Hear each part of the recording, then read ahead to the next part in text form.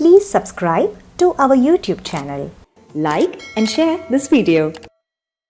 सरस्वत्यै नमः श्री गुरुभ्यो नमः अन्नपूर्णादेविने कूष्माण्डादेवी అని కూడా అంటారు. కూష్మాండే బహుబీజాని బ్రహ్మణ నిర్మితం తథా అన్నారు.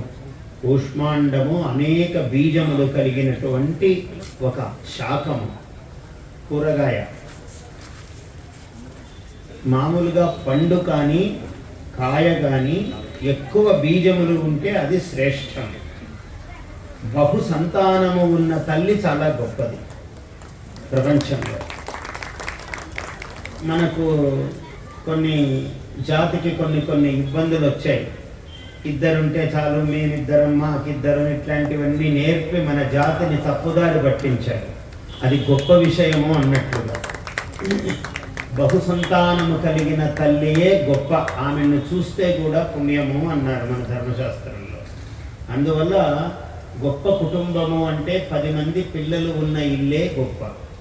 ఇప్పుడు దానికి ఒక ఇంగ్లీష్ మాట ఒకటి తయారు చేసి న్యూక్లియర్ ఫ్యామిలీ అని చేసి, ఈ ఎవరికి ఎవరు దిక్కు లేకుండా చెట్టుకొకరు పుట్టకొకరు జీవితం గడిచేటట్లుగా మన మహోన్నతమైన సంస్కృతి కలిగినటువంటి భారత జాతిని అలా కొంచెము తప్పు మార్గాల్లో నడిపించారు. ఇంకా ఇప్పుడు ఆ దారి నుంచి ఇంకా పక్కకు రాలేదు. మనం ఇంకా రావడానికి ఇంకా సమయం పడుతుంది. ముందు ప్రతి వ్యక్తికి స్థిర సంకల్పం కావాలి. ఏమి నేనంత చేతగాని వాడినా, నేను నలుగురికి అన్నం పెట్టలేనా, ఇలా అనుకున్న వాళ్ళు బాగున్నారు. మనల్ని అలా అనుకోకుండా చేశారు. అబ్బా అయ్యో ఎట్లండి, ఇద్దరు 4 చేతులతో ఇట్లాంటి మాటలన్నీ వచ్చేసాయి. 2 చేతులతో సంపాదన సరిపోదండి, 4 చేతులతో సంపాదించాలి అంటే భార్య కష్టపడి, భర్త కష్టపడి, సమయానికి తినక, తిండి లేక, ఆరోగ్యాలు పాడు చేసుకుని ఏమి సాధిస్తున్నాడు, దేనికి సంపాదిస్తున్నాడు మానవుడు అర్థం కాని ఒక స్థితికి వచ్చి, ఒక ముద్ద అన్నము తినటానికి ఇన్ని అవసరమా అని వాడికే ఎప్పుడో 70 ఏళ్ళు వచ్చినాక ఆలోచన వస్తే ఉపయోగం ఏమి లేదు. అందువల్ల అన్నపూర్ణే సదా పూర్ణే శంకర ప్రాణవల్లభే జ్ఞాన వైరాగ్య సిద్ధ్యర్థం భిక్షాం దేహి చ పార్వతీ అన్నగం భూతానాం జ్యేష్ఠం అన్నాడు. మొత్తము ప్రాణిజాలము కందెనంతటికీ కూడా అన్నమే జ్యేష్ఠము, శ్రేష్టము అన్నారు. ఒక మనిషి కష్టపడినా, కష్టపడకుండా ఉన్నా, అబద్ధాలు చెప్పినా, నిజాలే చెప్పినా, గొప్పగా బ్రతికినా దేనికోసమయ్యా అంటే అన్నం కోసమే. అన్నమే సర్వసంపూర్ణం. నాయన నాసికు అన్నమే సర్వసంపూర్ణం. ఆ అన్నదేవతకు అంత ప్రాధాన్యము ఉంది. ఆమెయే అన్నపూర్ణ స్వరూపిణి. ఇప్పుడు కూడా తల అంటితే మా అమ్మకు అంత పెద్ద వయసు వచ్చినా తల ఆమె అంటాలి. ఆమె అంటినప్పుడు ఇక్కడ నూనెతో ఆముదముతో అంటుకుంటే శ్రేష్టము. ఆముదం అందరికీ నచ్చదు, రోజులు మారిపోయాయి, కానీ ఆముదము సర్వశ్రేష్టము. ఆ తల అంటబోయే ముందు 7 చుక్కలు పెట్టాలి. 4 పైన, 3 కింద పెట్టాలి. అశ్వత్థామ, బలిహి, వ్యాసః, హనుమాంశ్చ, విభీషణః, కృపః, పరశురామశ్చ. 8వది మార్కండేయశ్చ అష్టమ స్మృతః అన్నాడు. మార్కండేయుడు 8 చుక్కలు పెట్టాలి నూనెతో. ఆ తర్వాత తల అంటాలి.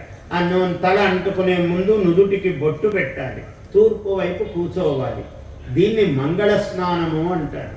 ఇలా తల అంటుకోవటం వల్ల చెవులలోనూ, కళ్ళలోనూ, ముక్కులోనూ, ఈ రంధ్రముల యందంతా కూడా నూనె దిగి ఆ మనిషి పూర్ణ ఆరోగ్యవంతుడు అవుతాడు. మామూలుగా ఎప్పుడు పడితే అప్పుడు ట్యాప్ కిందకి పోయి కొళాయి ఉంది కదా అని తిప్పుకొని స్నానం చెయ్యరాదు. మంగళ స్నానము అని పేరు పెట్టారు. మంగళం అంటే శుభమైనటువంటి స్నానం ఏది? తల అంటుకొని చేసే స్నానం. రోజు తల అంటుకోరాదు, వారానికి ఒక్కసారి తల అంటుకోవాలి. ఏ గురువారమో బుధవారమో శనివారమో ఏ వారమైనా ఒక మంగళ శుక్రవారాలు కాకుండా, మంగళ శుక్రవారాలు శిరస్నానానికి అంత ప్రశస్తములు కాదు. ఏదైనా కారణమో సన్నివేశమో, పండుగ వచ్చింది శుక్రవారం నాడు, శుక్రవారం తల అంటుకోకూడదు కదా అని అనకూడదు. సామాన్య న్యాయము విశేష ధర్మము అని ఉంటుంది. ఆ రోజు పండుగ అయినా సరే తల అంటుకోవచ్చు. అలా ఈ వీళ్ళు మహాత్ములను తలవటం వల్ల ఏమిటంటే సప్తైతే స్థిర జీవిన, వీళ్ళు చిరంజీవులు, ఏకాలములు కల్పాలు పాటు ఉన్నారు వీళ్ళు. అశ్వత్థామ, బలిచక్రవర్తి, వ్యాస భగవానుడు, మనకు 4 వేదాలను విభజించిన వాడు, అందుకని వేదవ్యాసుడు అని పేరు వచ్చింది. వేదములను వ్యాసనం విభజనము చేశాడు ఆయన మహానుభావుడు. బలిచక్రవర్తి తెలుసు, ఆయన 3 అడుగుల దానం ఇచ్చాడు విష్ణుమూర్తికి, అమేయమైన పుణ్యం సంపాదించాడు. ఆయన విష్ణుమూర్తిరా ప్రమాదమురా అని గురువుగారు చెప్పారు. ఒరే నీకు ప్రమాదమురా, ఆయన పాతాళానికి తొక్కుతాడు, సామాన్యుడు కాదు, వచ్చినవాడు పొట్టివాడు పిల్లవాడు అనుకుంటున్నావు, పొరపాటు పడుతున్నావు, వాడు ముల్లోకంలో ఎలగలిగిన వాడు, నిన్ను 3 అడుగులు అడిగాడంటే 3 అడుగుల మేర త్రోవయ మేరకిచ్చుటది బ్రహ్మాండంబునాపాలికిన్న భాగవతంలో మహాద్భుతంగా పోతన గారు రచించారు. ఆ వ్యాసుల వారు సంస్కృతంలో ఎంత గొప్పగా రాశారో. మన అదృష్టము తెలుగువాడై పుట్టాడు పోతన, మన పుణ్య విశేషం అది. అంత మధురాయమానముగా చెప్పాడు తెలుగులో ఆయన. గురువుగారు వచ్చారు శిష్యప్రీతి కోసం. ఒరే పర్వాలేదురా, ఎప్పుడప్పుడు నేను మాటిచ్చాను గురువుగారు, తప్పదు అన్నాడు. మాటలు ఒక్కొక్కసారి తప్పొచ్చురా, పర్వాలేదు అని చెప్పాడు. రాక్షస నీతి, రాక్షసుడు కదా మరి శుక్రాచార్యుడు, బలి కూడా రాక్షసుడే, కానీ ఇక్కడ దైవగుణం ఉన్నది ఆయనకి. ఈ రాక్షసుడు ఏం చెప్పాడంటే, ఒరే నాయన తప్పు లేదురా, అప్పుడప్పుడు మాట తప్పొచ్చు. ఏమిటంటే వారిరాక్షులందు, ఆడవాళ్ళ విషయంలో ఎప్పుడైనా అబద్ధాలు చెప్పొచ్చు, తప్పు కాదు అన్నాడు. వైవాహికములందు, వివాహాది విషయాల్లో అబద్ధాలు చెప్పొచ్చు. ప్రాణ విత్త మాన భంగమందు అన్నాడు. ప్రాణము ఏదైనా ప్రాణాపాయ స్థితి వచ్చిందనుకోండి అబద్ధం చెప్పొచ్చు. విత్తము డబ్బు పోయేటప్పుడు అబద్ధం చెప్పొచ్చు అన్నాడు. అందుకే ఇన్కమ్ ట్యాక్స్లో ప్రతివాడు అబద్ధాలే చెప్తాడు. ఇది ధర్మమా మరి? అది రాక్షస నీతి, మానవ నీతి కాదు. ఆయన రాక్షసుడు కదా, ఆయన కోసం చెప్పాడు అది. ప్రాణ విత్త మాన గౌరవం పోయేటప్పుడు, భంగమందు చకిత గోకుల అగ్రజన్మ రక్షణమందు, భయపడినటువంటి గోవులను బ్రాహ్మణులను రక్షించేటప్పుడు అబద్ధం చెప్పవచ్చురా, ఆ మాట తిరగవచ్చు. అఘము పొందడధిపా అన్నాడు. అక్కడ అఘము లేదు, పాపము రాదు ఓ రాజా అన్నాడు. ఆయనంత మహానుభావుడంటే నిరయం వైన నిబంధమైన ధరణి నిర్మూలనం వైన అన్నాడు. పది ఎత్తుకోవడమే ఎలా ఎత్తుకున్నాడు. నిరయం వైన ఎటువంటి ఆపద రాని, నిబంధమైన ఎవడు బంధించని, నిర్మూలనం వైన మొత్తము కూకుటి వేళ్లతో పెకలించని నన్ను, తిరుగన్నేరదు నాదు జిహ్వ అన్నాడు. ఏం చెప్పాడు? నా నాలుక తిరగనయ్యా, ఒక్కసారి మాట్లాడాక నేను వెనక్కి తిరగనన్నాడు. అన్నపూర్ణాదేవి అంటే మనము తీసుకునే ఆహారాన్ని బట్టి మన ప్రవర్తన వస్తుంది అన్నాడు. అన్నమును బట్టే పాప పురుషుడు కుక్షిలో ఎడమవైపు ఉంటాడట. అందుకని నీ అన్నము నీ పాపమును నిరూపిస్తుంది అన్నాడు ఎప్పుడూ కూడా. అందుకే ఎవరికి ఏమి అనారోగ్యం వచ్చిందన్నా ఏమోనండి కడుపులో ఎడమవైపు అండి కుడివైపు అండి అని చెప్తుంటారు ఇవన్నీ డాక్టర్ల దగ్గర. అన్నీ ఏదో ఒక కారణం దానికి. ఏమిటంటే నీవు తినే అన్నమును బట్టి పాపము ఆశ్రయించి ఉంటుంది. పాప పురుషం శోధయిత్వా అని చెప్తాడు పూజలు చేసేటప్పుడు. మనం అందరం పూజల మీద దృష్టి పెట్టాలి కానీ కెమెరాల మీద, ఇంకొక దాని మీద, చీరల మీద, నగల మీద, రాజకీయాల మీద దృష్టిలు పెట్టకుండా ఉంటే బ్రాహ్మణుడు మహానుభావుడు ఏం మంత్రాలు చెబుతున్నాడో కొన్నైనా చెవులో పడతాయి మనకు, మన అదృష్టం పుణ్యాన్ని బట్టి. అందువల్ల పాప పురుషం శోధయిత్వా అంటాడు. ఏ పూజ ప్రారంభం చేసినా పాప పురుషుణ్ణి శోధించి, శోధనము అంటే ఏమిటి? శుభ్రము చేసి ఆయన్ని లేకుండా చేసుకుని అని అర్థం. ఆ పాప పురుషుడు ఎక్కడున్నాడంటే ఎడమ వైపు ఉన్నాడు. అన్నవాహిక, అన్నము ఎక్కడ జీర్ణం అవుతుందో, అన్నము ఎక్కడ ఏ భాగములో లోపలికి వెళుతుందో మన తత్వశాస్త్రములో వేదాంతములో అంత అంత సైన్స్ దాగి ఉన్నది. వాళ్ళు ఇది సైన్సు అని చెప్పలేదు, ఇది సంగీతము అని చెప్పలేదు, ఇది విద్య అని అన్నీ అందులో ఉన్నాయి. మొత్తం వాటి యొక్క సంపుటి మనకు అందించారు. ఒరే ఇవి పాటించురా నాయన అని చెప్పారు. అందువల్ల ఈ తల అంటుకోవడాలు, మనము పుణ్యము సంపాదించుకోవడాలు, ఆచారములు పాటించటం అన్నది అత్యంత ప్రధానం. బలిహి వ్యాస, అటువంటి వాడు బలి చక్రవర్తి. అట్లా అన్నా కూడా తిరుగన్నేరదు నాదు జిహ్వా అన్నాడు. లేదురా, ఆయన నిన్ను అడిగాడంటే మొత్తం నీ సర్వ ఐశ్వర్యమును తీసుకుంటాడురా అని చెప్పాడు గురువుగారు. అప్పుడు ఆ గురువు మాట అంటే చాలా గౌరవం ఈ శిష్యుడికి, బలిచక్రవర్తికి. కానీ అన్నాడు, అయ్యా ఆదిన్ శ్రీసతి కొప్పుపై ఏమి అందంగా చెప్పాడంటే అంత మధురాయమానంగా చెప్పాడు. ఈ పద్యాలన్నీ అవధాన సరస్వతీ పీఠం అని యూట్యూబ్ ఛానల్లో భాగవతం అని ఉంటుంది. నేను అన్నీ ఆ పద్యాలన్నీ పాడాను అంటే ఏదో రాగాలు తీసి పాడలేదు. ఎంత రాగం అవసరమో, పద్యం ఎలా చదవాలో అమ్మవారు నాకు నేర్పింది, మా నాన్నగారు నాకు నేర్పారు చిన్నప్పుడు, మా అమ్మ నాకు నేర్పింది. అందువల్ల ఓ అని రాగాలు తీయను, అట్లని రాగం లేకుండా మొరటుగా పద్యం చెప్పను. ఆదిన్ శ్రీ సతి కొప్పుపై తనువుపై అంశోత్తరీయంబుపై పాదాబ్జంబులపై కపోలతటిపై పాలిండ్లపై నూత్న మర్యాదం చందు కరంబు క్రిందగుట మీదై నా కరంబుంట. ఒక పద్యం చెప్తున్నప్పుడే మీకు అర్థమైపోవాలి, అది పద్యం చెప్పే విధానం. ఆదిన్ మొట్టమొదటి నాడు శ్రీ సతి కొప్పుపై తనువుపై అంశోత్తరీయంబుపై, ఆమె పైటపై ఎవరు చేయి వేయగలరు? ఆ మహావిష్ణువు చెయ్యి మాత్రమే ప్రసరిస్తుంది అక్కడ. అంశోత్తరీయం, అంశం అంటే భుజం, ఇక్కడున్న ఉత్తరీయం ఏమిటి? పైట అమ్మవారికి. అంశోత్తరీయంబుపై పాదాబ్జంబులపై, భర్త భార్య పాదాలు ముట్టుకుంటాడు, ఇంకెవరు ముట్టుకోరు, పిల్లలు ముట్టుకోవచ్చు. పాదాబ్జంబులపై కపోలతటిపై పాలిండ్లపై నూత్న మర్యాదం చందు కరంబు. ఈ చెయ్యి ఎక్కడెక్కడ ప్రసరిస్తుందో అమ్మవారికి అంత గౌరవం. నూత్న మర్యాదం చందు కరంబు క్రిందగుట మీదై నా కరంబుంట మేల్గాదే రాజ్యము గీజ్యము సతతమే కాయంబు నాపాయమే. ఎంత అద్భుతంగా చెప్పాడంటే, ఏమయ్యా రాజ్యము గీజ్యము సతతమా? ఎప్పటికీ రాజ్యం ఉంటుందా? నేనే రాజుగా ఉంటానా? ఉంటే చెప్పండి, అబద్ధం ఆడతాను. ఈ శరీరము పడిపోకుండా ఉంటుందా? చెప్పండి, అయితే అబద్ధం ఆడతానన్నాడు. ఒరే అవన్నీ ఎవరు చెప్తారా? రాజ్యం ఉంటుంది శరీరం ఉంటుందని ఎట్లా చెప్తాను ఆయన అన్నాడు. అందుకే ఇంకో మాట చెప్పాడు, కారే రాజులు. రాజులు మనకన్నా ముందెవరు లేరా? రాజ్యముల్ కారే రాజులు రాజ్యముల్ గెలువరే వారు ఏరి సిరి మూటగట్టుకొని పోవంజాలిరే పేరైనన్ కలదే శిబి ప్రముఖులు. పేరైన ఈ భూమండలం మీద ఉందా? త్యాగము గొప్పతనము లేనివాడి పేరు ఎవరన్నా తలిచాడా?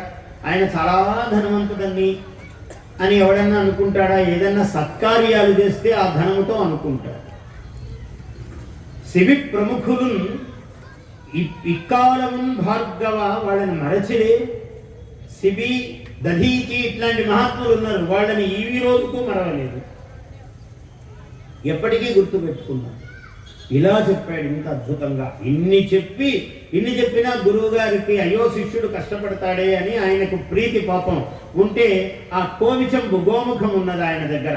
విప్రాయ ప్రకటం వ్రతాయ భవతే విష్ణు స్వరూపాయ వేద ప్రామాణ్య విదే త్రిపారధరణీం దాస్యామి తుభ్యం అని క్రియాక్షిప్రుండై. ఆ వింధ్యావళి, బలిచక్రవర్తి భార్య పేరు వింధ్యావళి. పేరెంత బాగుందో చూడండి, వింధ్యావళీదేవి. ఆమె భార్య భర్త చేతిలో నీళ్లు పోయాలి, ఆయన పట్టుకోవాలి. అప్పుడు ఆయన ఇలా అంటే బ్రహ్మప్రీతం అని, బ్రహ్మప్రీతిరస్తు అని కింద విష్ణుమూర్తి చేయబట్టాడు. ఇంత యోగం ఎవరికి వస్తుందండి ప్రపంచంలో? సాక్షాత్ మహావిష్ణువు ఏ చేయి అయితే శ్రీ దేవత మహాలక్ష్మీదేవి శరీరము మీద సంచరించినదో సబహుమానముగా గౌరవముగా అటువంటి చేయి క్రిందై మీదై నా కరంబు ఉంట, నా చెయ్యి మీద కావటం అనేది ఇంతకన్నా ఎవరికన్నా భాగ్యం దొరుకుతుందేవయ్యా. ఈ రాజ్యం ఉంటే ఏమి, పోతే ఏమి, ఖాయం ఉంటుందా, శాశ్వతమా, రాజ్యం శాశ్వతమా? అంత వేదాంతము ఉట్టి వేదాంతం కాదు, త్యాగము కోసం మాట్లాడాడు. సరే అన్నాడు. ఇంత చేస్తే ఆయన ఇలా నీళ్లు పోస్తూ ఉంటే ఆ కోవి చెంబు మూతిలో నీళ్లు పడకుండా గోముఖంలో ఈయన దూరాడు, అడ్డంగా నిలబడ్డాడు శుక్రాచార్యుడు. నిలబడితే ఆయనకు తెలియదా లోకలోకేశ్వరుడు మహావిష్ణువు. ఆయన వెంటనే ఆ వామనమూర్తి ఏం చేశాడు, వామనమూర్తి దగ్గర ఆయుధాలు ఏమున్నాయి, బ్రాహ్మడు కదా పిల్లవాడు, దర్భలు ఉన్నాయి. ఓ దర్భపుల్ల తీసిలా పొడిచాడు, లోపలికి ఏదో అడ్డం పడింది. పొడవగానే పాపం ఆయనకు కన్ను పోయింది శుక్రాచార్యుడికి. అంటే ఏదైనా దానమిచ్చేవాడికి అడ్డుపడితే వీడికి చెయ్యో కాలో పోతుందని అర్థం. అది గ్రహించాలి మనం సారం.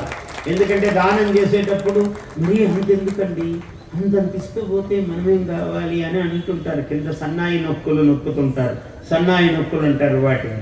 అంటే దానము చెయ్యనియ్యరు, ఆ చెయ్యి వెనక్కు లాగుతూ ఉంటారు అన్నమాట కొందరు. గంధపు చెట్టు కింద ప్రగంబు, గంధపు చెట్టు ఉందంటే మంచి సువాసన ఘుమఘుమఘుమలతో ఉంటుంది. అయితే ఆ చెట్టు హాయిగా ఉంది కదా అని అక్కడ కూర్చుందాం అనుకుంటే కింద పాము ఉంటుంది, రా జాగ్రత్త అన్నాడు. ఆ సువాసనలకు పాములు చేరుతాయి. గంధపు చెట్టు కింద బుర్రగంబు పయోనిధి బాడబాగ్ని, పెద్ద సముద్రము జలరాశి ఉందనుకుంటే లోపల బడబా అనేటువంటి అగ్ని స్వరూపమైన గుర్రము ఉంటుంది లోపల. దాన్ని బడబాగ్ని, బాడబాగ్ని అంటారు. మన కడుపులో ఉండేదాన్ని జఠరాగ్ని అంటారు.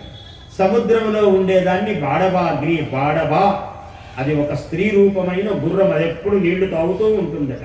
అందుకే సముద్రం ఎప్పుడు ఉప్పొంగదయ్యా, నీళ్ళని ఎప్పుడు సంస్కృతికి ఎన్ని నదులు గలవని, ఎన్ని వర్షాలు రాని, మహా పెరిగితే ఓ 10 అడుగులు పెరుగుతుందేమో కానీ ఎప్పుడు చెలియలి కట్ట దాటి రాదు సముద్రం. వస్తే ఏమవుతుంది, ప్రపంచం ఎప్పుడు నిలవదు. అందువల్ల సముద్రానికి నియమం ఎప్పుడూ కూడా. కాబట్టి పయోనిధి బాడబాగ్ని మాకంద ఫలంబు క్రిందనొక కందురు దుంప అన్నాడు. అక్కడ చాలా తేనె పట్టు ఉందండి అంటే దాని నిండా తేనెటీగలు ఉంటాయి. ఆహా తేనె పట్టు కదా అని మూతి పెట్టి అలా తీసుకుందామని పోవటానికి లేదు. మాకంద ఫలం పెనుదాత కడన్ కడు లోభి, పెద్ద దాత అన్నవాడి దగ్గర ఒకడు లోభి ఉంటాడు. పక్కనే వాడన్నీ కూడా అనుక్షణం అడ్డాలు మాట్లాడుతూ దురుపదేశాలు చేస్తూ ఉంటాడు. వీడికి వచ్చే పాపం ఇంత అంతా కాదు, కానీ వాడికి అది తెలీదు. వాడి జీవితం నేను చాలా గొప్ప పని చేశానని అనిపించుకోవడానికి చెప్తూ ఉంటాడు. మీరు బ్రహ్మాండం ఇప్పటికే మీకు చాలా మంచి పేరుందండి, మళ్ళీ ఎందుకు, ఎంతని ఇస్తారు, వీళ్ళు ఉన్నారే అడుగుతూనే ఉంటారండి. ప్రతిసారి గుడి అంటారు, చందా అంటుంటారు. ఎన్నిసార్లు ఇస్తారండి? ఆ సోమేశ్వరాలయం బ్రహ్మాండంగా కట్టారు, చూడండి అసలు ఎంత బాగా కట్టారు. ఎన్నిసార్లు మీరు చందాలు ఇస్తారంటే పాపం రామారావు కష్టము, ఆయనకు అందరికీ ఇబ్బంది. ఆ ముగ్గురికి వాళ్ళు కింద మీద పడి ఇంకో 30 మందిని కలుపుకొని ఏదో దేవాలయం అభివృద్ధి చేయాలని తపనలు పడుతూ ఉంటారు. కానీ ఇచ్చేవాళ్ళు కొందరే ఉంటారు సమాజంలో ఎప్పుడూ కూడా. పోయిన సంవత్సరము, అంతకుముందు సంవత్సరము ఈయనే అంటే ఇచ్చేవాడు దాత వాడే, కొత్త దాతలు రారు. ఎందుకంటే ఎవడి పనిలో వాడు బిజీగా ఉంటాడు. దానం చేయటం అనే ఒక పని అని ఎవడు అనుకోడు ఈ లోకంలో. కానీ వాడు అందుకే చాలా పెద్ద లోభిని గొప్ప దాత అన్నాడు ఒక ఆయన. వాడు పరమలోభి కదా అండి, దాతనే అట్లా అంటారన్నాడు. అయ్యే దాతది ఏముందండి, పాపం ఆయన చేత్తో ముట్టుకొని చెక్కన్న రాయడానికి సంతకం పెట్టాడు. లేదు డబ్బులు ఇస్తే ముట్టుకోవాలి, బంగారం ఇస్తే ముట్టుకోవాలి.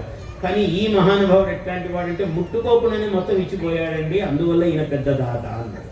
వాడు పరమ లోభి అయిన వాడు పోతే ఏమవుతుందంటే మొత్తం ఎవరికైనా అర్పణం చేసి పోవటమే అవుతుంది. అందువల్ల ఈయన పెద్ద దాత అని చమత్కారం చేశాడు. అలా లోభితనం ఉండకూడదు. అటువంటి వాడు బలిచక్రవర్తి కాబట్టి 3 అడుగులు అనగానే మొత్తం భూమండలం అంతా ఒక పాదం పెట్టాడు. రెండవది ద్యుమండలం అంతా ఒక పాదంతో కొలిచాడు. 2 పాదాలు అయిపోయాయి, 3వ పాదం అనకి ఎక్కడ స్థానం అన్నాడు. మాట తప్పడు కదా, ఎక్కడ మిగిలి లేదు, భూమంతా అయిపోయింది, నా తల మీద పెట్టండి అన్నాడు. పెట్టి పాతాళానికి తొక్కాడు.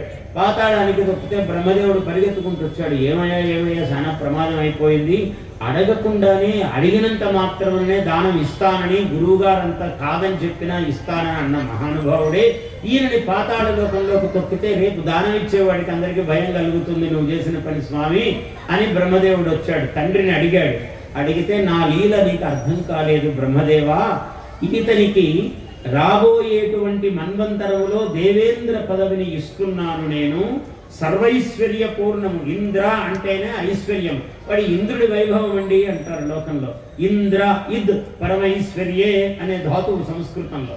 అటువంటి ఇంద్ర పదవిని ఇవ్వబోతున్నాను, ముందు ఉన్నవన్నీ తీసేసుకుంటాను, మళ్ళీ కొత్తది ఇస్తానయ్యా, నా పద్ధతి అది, నా శైలి ఇది, అందువల్ల నేను తీసుకున్నాను అన్నాడు. ఇంత గొప్ప అర్థం ఉందని తెలియలేదు స్వామి అన్నాడు. అందుకని మన దగ్గర నుంచి వెళ్ళింది మళ్ళీ కోటి రెట్లుగా మనకు వస్తుంది. ఆ ఓపిక, ఆ ధర్మము మన యందు ఉండాలి. అందుకని నువ్వు ఎంత అన్నము తింటావు?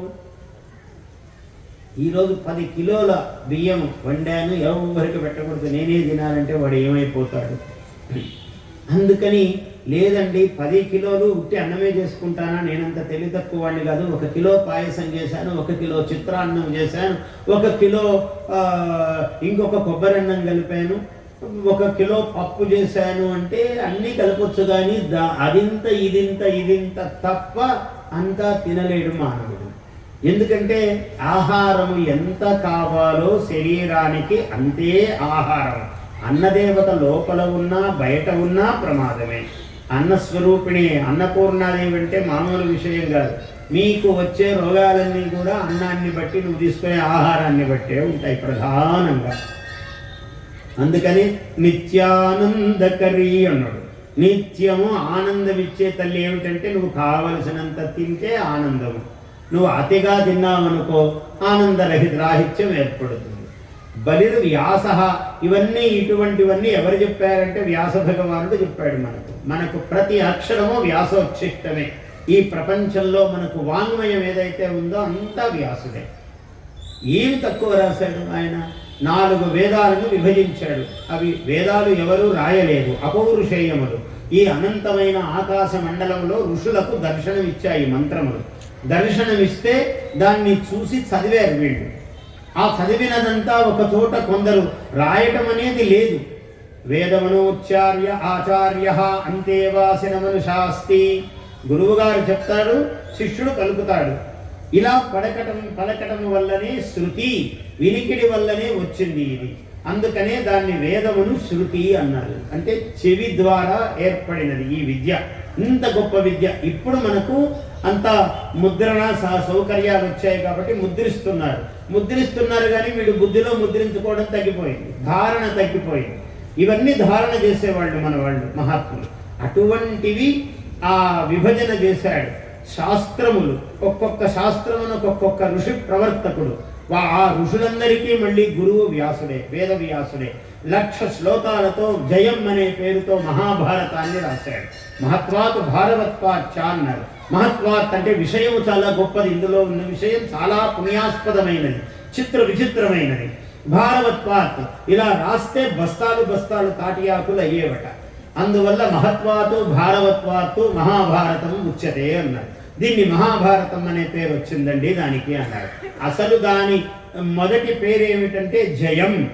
జయ అనే పేరుతో ఇంత మహాభారత సంహితారచన బంధురుడయ్యే జగద్ధితంబుగన్ నన్నయ్య మహానుభావుడు మనకు మొట్టమొదటి కవి పుట్టి, ఆయన రాజరాజ నరేంద్రుడు అడిగాడు, మా పూర్వుల చరిత్ర, చంద్రవంశపు రాజులు మా పూర్వులయ్యా, వాళ్ళ యొక్క చరిత్ర భారతము, దాన్ని నువ్వు ఆంధ్ర భాషలో తెలుగు భాషలో రచించు అన్నారు. గోదావరి తీరములో రాజమహేంద్రపురములో ఆ రాజరాజ నరేంద్రుడు రాజమహేంద్రవరమును ప్రధాన నగరముగా కలిగి ఆంధ్రదేశమును పరిపాలిస్తూ ఉన్నాడు. రాజరాజ నరేంద్రుడు ఆయన దగ్గర ఆస్థాన కవి నన్నయ్య భట్టు, చాలా మహాకవి ఆయన. శబ్దశాసనుడు, వాగనుశాసనుడు అనే పేరు వచ్చింది. అప్పటికి భాష ఉంది కానీ పద్యము అంత సొగసైన పద్యము లేదు. ఆ సొగసైన పద్యమును మొట్టమొదటి రచించిన వాడు నన్నయ్య మహాకవి, ఆదికవి అని పేరు వచ్చింది. అంత అమృతాయమానంగా పద్యం చెప్పగలవాడు శ్రీనాథుడు గొప్పవాడే, పోతన గొప్పవాడే, ఎర్రాప్రగడ గొప్పవాడే, తిక్కన గొప్పవాడే, కానీ నన్నయ్య గొప్పతనము నన్నయ్యది. అంత ఈయనతో ఇంకొకరు సమానము కాదు అనిపించుకునేంత మధురంగా పద్యం చెప్పాడు ఆయన. ఎంత గొప్పగా ఒక పద్యం చెప్తాను చూడండి. అసలు ఇట్లా వీణలు మ్రోగుతున్నట్లు ఉంటుంది, మంగళ ధ్వనులు చేస్తున్నట్లు ఉంటుంది పద్యం. రాజకులైక భూషణుడు రాజ మనోహరుడన్య రాజ తేజో జయశాలి శౌర్యుడు విశుద్ధ యశస్సరదిందు చంద్రికారాజిత సర్వలోకుడు అపరాజిత భూరి భుజా కృపాణధారాజన శాంత శాస్త్రవ పరాగుడు రాజమహేంద్రుడున్నతిన్. ఆ రాజమహేంద్ర, ఆ రాజరాజ నరేంద్రుని గురించి మొట్టమొదటి పద్యం చెప్పాడు.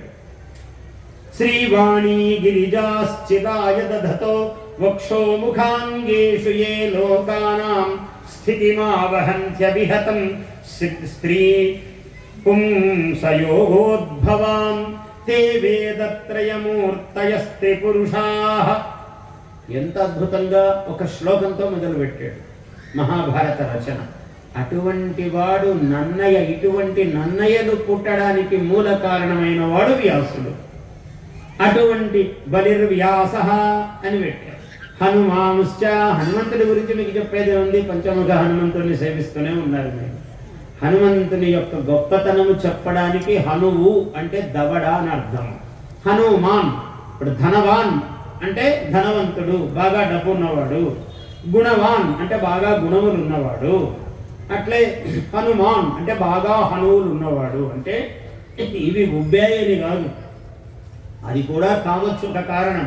ఇంకా అంతకన్నా ముఖ్య కారణం ఏమిటంటే హనువులు ఉన్నందుకు ఉపయోగం ఏమిటి? ఇవి కనుక హనువులు లేకపోతే మనిషి మాట్లాడలేడు. అట్లా గొప్ప మాటలు మాట్లాడగలిగిన వాడు హనుమంతుడు. అందుకనే ఆయన్ని పూజ చేసేటప్పుడు హనుమంతుడిని పూజిస్తే ఏమొస్తుందయ్యా అన్నారు. బుద్ధి, బలం, యశో, ధైర్యం, నిర్భయత్వం, అరోగత, అజాడ్యం అంటే జడత్వం, కదలిక లేకుండా ఓ స్తబ్దంగా కూర్చోవడం, అలా లేకుండా ఉండడం అజాడ్యం. వాక్ పటుత్వం చ, వాక్కుకు హనుమంతుడికి ఏం సంబంధం అంటే ఇదే సంబంధం. హనుమత్ స్మరణాత్ భవేత్ అన్నాడు. అటువంటి హనుమంతుడు. హనుమాంశ్చ విభీషణ, ఎంత పుణ్యాత్ముడో చూడండి. విభీషణుడు రావణుడంత దుర్మార్గుడయి ఆయనకు తమ్ముడయి నిరంతరము మంచి ఉపదేశాలు చేస్తూ ఉండేవాడు విభీషణుడు. విభీషణుడు అంటే కోపం, అయినా ధర్మమర్మము ఎరిగినవాడు. ఏమంటావు విభీషణ అనేవాడు. ఎంత సరిపోకపోయినా విభీషణుడి వాక్యం అయితే వినేవాడు, ఆచరించేవాడు కాదు, కానీ వినడం వరకు వినేవాడు. అంత గొప్ప మాట చెబుతాడు. ఇంత దుర్మార్గుడైన రాక్షసునికి అనుజుడుగా పరమ ధర్మస్వరూపుడుగా ఉన్నటువంటి వాడు విభీషణుడు. హనుమాంశ్చ విభీషణ, కృపాచార్యుడు అంత గొప్పవాడు అస్త్ర విద్యలో. పరశురాముశ్చ, పరశురాముడు చాలా గొప్పవాడు. ఆయన గొప్పతనము చెప్పడానికి సామాన్యము కాదు. పరశురాముడు ఆయన మహావిష్ణువు యొక్క అనేక అవతారాలలో పరశురామ అవతారము కూడా ఒకటి. పరశువు అసలు రాముడు, కోదండ రాముడు తర్వాత వచ్చాడు. ఆయన కన్నా ముందు పరశురాముడే ఉన్నాడు. పరశురామ ప్రీతి, పరశురామ క్షేత్రము అన్నాడు. అపారమైన పరాక్రమము కలవాడు.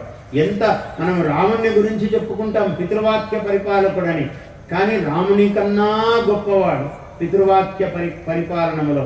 ఎందుకంటే రాముడు కూడా చెయ్యలేడేమో అట్లాంటి పితృవాక్య పరిపాలన. జమదగ్ని మహర్షి ఆయన తండ్రి, రేణుకాదేవి ఆయన తల్లి. రేణుకాదేవి ఇసుకతో శివలింగము చేసేది ఆమె. అంత మహాపతివ్రత. కృతేతు రేణుకాశక్తి అన్నారు. కృతయుగములో రేణుకాదేవియే శక్తి. త్రేతాయాం జానకీ తథా, త్రేతాయుగములో జానకీదేవి అంటే సీతాదేవి. ద్వాపరే ద్రౌపదీ చైవ, ద్వాపర యుగములో ద్రౌపదీదేవి యుగశక్తి అన్నారు. కలవు అన్నారు. కలియుగంలో ఎవరండి అన్నారు. ఎవరో ఒకరు పేరు చెప్తే కుదరదండి, కలి కదా, కలహము, పాపము కారణం. కలిలో ఒకరి పేరు చెప్తే ఏమండి ఆమె గొప్పతనం ఏముంది, నేను అంతకన్నా గొప్పదాన్నని ఇంకొక ఆమె వస్తుంది. ఇది పెద్ద సమస్య. ఇది ఋషులకు తెలియవా ఇవన్నీ? అందుకని కలవు శక్తి గృహే గృహే అన్నాడు. ఇంటింటిలో ఒక శక్తి ఉంటుంది నాయన కలియుగంలో అన్నారు. ఎంత మహాత్ములో జాగ్రత్తగా చెప్తారో చూడండి. లేకుంటే కోర్టుకు వెళుతుంది, పెద్ద సమస్య, ఏం తెవలదు. కోర్టులో 50 ఏళ్ళ నుంచి కేసు నడుస్తుందంటే వేసిన వాళ్ళు వేయించుకున్న వాళ్ళు అందరూ పాపం కాలగర్భంలో కలిసిపోయేలా కేసు నడుస్తూ ఉంటుంది. ఎందుకంటే జడ్జి తర్వాత జడ్జి వస్తూ ఉంటాడు, వాదన తర్వాత వాదన వినపడుతూనే ఉంటుంది. అది కలకాలము కొనసాగుతూ ఉంటుంది. ఎవరికి లాభము, ఏమి జరిగినట్టు, ఏమీ జరగనట్టే, ఎంతో జరిగినట్టు అన్నీ ఉన్నాయి దాంట్లో. అందువల్ల ఇట్లాంటివి కుదరవండి అన్నారు. న్యాయస్థానాలు ఎన్నో రకాలైన ఉన్నాయి. కలవు శక్తి గృహే గృహే అన్నారు. అటువంటి ఆ కృతయుగములో శక్తి రేణుకాదేవి ఒకనాడు ఆ లింగము ఆకారము చేస్తుంటే లింగ రూపం రాలేదు ఆమెకు. పాతివ్రత్యంలో ఎక్కడ లోపం వచ్చింది, జమదగ్ని కోపం వచ్చింది ఆయనకు. జమదగ్నికి అన్నాడు, ఒరేయ్ మీ తల్లిని సంహరించన్నాడు. వెంటనే గండ్రగుడ్డలు తీసుకుని తల్లిని సంహరించాడు. ఎవరైనా చెయ్యగలరా? ఇంత రాముడు కూడా చేయగలడా అనిపిస్తుంది మనకు. రాముడి గురించి మాట్లాడటం కాదు, రాముడు దేవదేవుడు, ఆయన గురించి మనం మాట్లాడలేము. కానీ ఇంత గొప్ప పని ఏ కొడుకు చెయ్యగలడు? తండ్రి మెచ్చాడు, నీకు వరం ఇస్తున్నాను రా, ఏం కావాలో కోరుకో అన్నాడు. మా అమ్మను బ్రతికించు అన్నాడు. చూసారా రహస్యం? అంత నిగ్రహానుగ్రహ శక్తి కలిగిన వాడు పరశురాముడు, సామాన్యుడు కాదు. ఆయన ఎటువంటి వాడంటే కార్తవీర్యార్జునుడు అని 1000 చేతుల వాడు ఉన్నాడు. మంత్రశాస్త్రంలో చాలా గొప్ప కార్తవీర్యార్జునుడు. మామూలుగా నరవిఘ్నం కార్తవీర్యాత్, కలియుగంలో నరదృష్టి చాలా ఎక్కువ. ఊరికనే వాడికి ఇప్పుడేనండి అక్కడికి పోయి వచ్చాడండి, ఏం చేయలేదండి, మా ఆయన ఊరికే సభలో కూర్చున్నాడు, వీనొచ్చాడండి గురువుగారు ఉపన్యాసం చెప్తుంటే, ఇంటికి రాగానే ఏమి ఇట్లా అయిపోయాడంటే చుట్టూ నరదృష్టి ఉంది. ఎందుకు ఆయన మంచి బట్టలు వేసుకున్నాడు, మంచి బట్టలు వేసుకుంటే నీకేమైందిరా అంటే, ఏమో వాడు నవ్వుతూ ఉంటాడండి ఎప్పుడు అంటే వీడికి సరిపోదు కోపము. ఆయన ఏదో ఉన్నంతలో బాగానే ఉంటాడండి, ఎప్పుడు కారు వైట్ తెల్లగా ఉంటుందండి కారు, ఆ కారులో వస్తాడండి అంటే, తెల్ల కారు అయితే నీకేం వచ్చిందిరా అంటే దానికి ఎక్కడో మరక పెట్టాలి, వాడి తట్టుకోలేడు వాడు. కానీ యుగ ధర్మం అట్లా అయిపోయాడు మానవుడు. ఎప్పుడు నవ్వుతూ ఉంటాడంటే నీకేమి నష్టం రా, నువ్వెప్పుడు ఏడుస్తుంటావు, ఆయన నవ్వుతూ ఉంటాడు. ఏమి ప్రమాదం అంటే వాడికి ఇష్టం లేదు. ఇగో ఇవన్నీ ఉంటాయన్నమాట ఇవన్నీ. అందువల్ల నరదృష్టికి నల్లగుండు అయినా పగులు అని సామెత. కాబట్టి నరదృష్టి ఉంటే ఎలా పోతుందయ్యా అన్నాడు. నర విఘ్నం కార్తవీర్యాత్ అన్నాడు. వాడు కార్తవీర్యార్జున మంత్రము జపం ఎవడైతే చేస్తారో అట్లాంటి గురువు గారిని ఆశ్రయించాలి అన్నాడు. అంటే ఆ కార్తవీర్యార్జునుడి చేత నరదృష్టి దోషం పోతుంది అన్నాడు. లేదయ్యా భూత ప్రేతాది పిశాచాలతో దోషం ఉంది, భూత విఘ్నంతు దౌర్గికాత్ అన్నాడు. భూత ప్రేత పిశాచములు ఉంటే దుర్గాదేవిని ఆశ్రయించాలయ్యా, వేరే మార్గం లేదు అన్నాడు. అంటే పార్వతి, చండీ, ఇప్పుడు నవరాత్రాలు జరుగుతున్నాయి, ఈ చండీదేవి ఉపాసన చేస్తే భూత ప్రేతాది దోషాలు నరదృష్టి అన్నీ పోతాయ్యా అన్నాడు.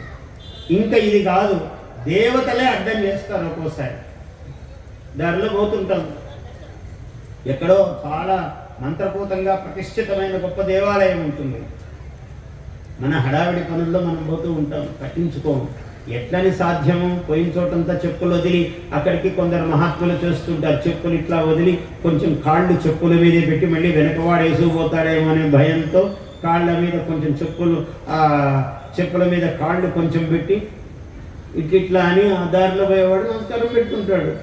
అది ఏం నమస్కారమో వాడు ఎందుకు పెడతాడో తెలియదు, ఇక్కడ అంటాడు ఏదో వికృతమైన ఆకారంతో నమస్కారం పెట్టుకుంటాడు.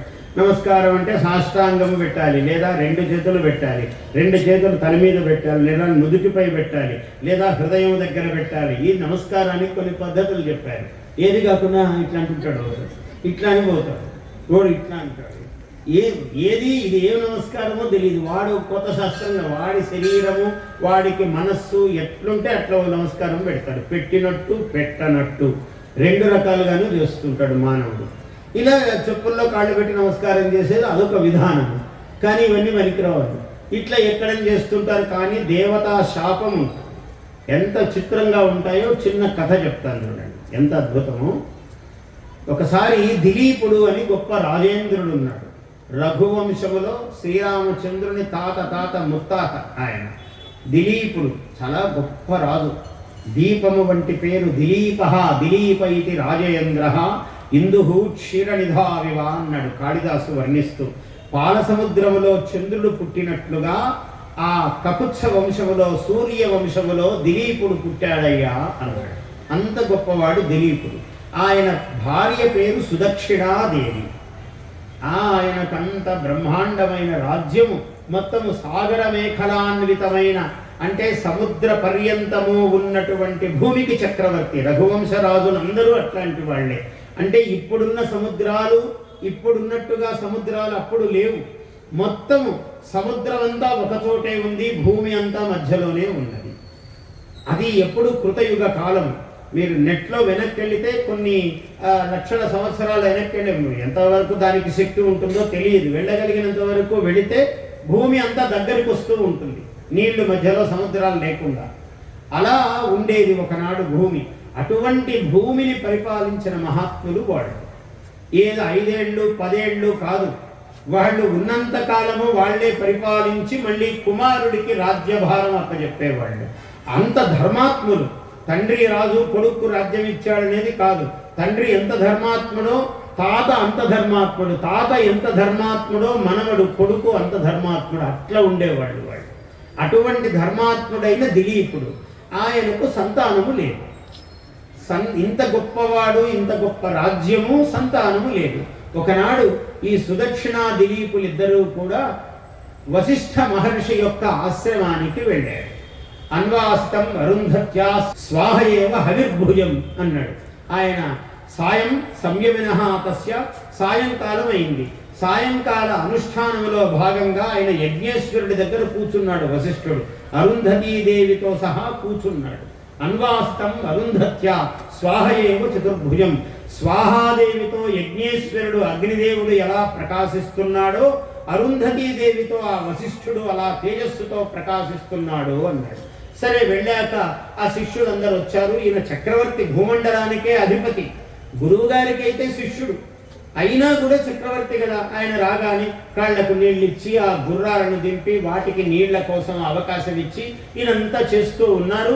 ఆయన వచ్చి మామూలుగా ఏదన్నా పూజలో పురస్కారంలో ఉన్నప్పుడు ఒక ముఖ్యుడు రాగానే ఇలా అంటాడు. అనగానే అక్కడ కూర్చున్నవాడు అలా అనరాదు. ఆయన నమస్కారం పెట్టకూడదు, ఈయన తీసుకోకూడదు.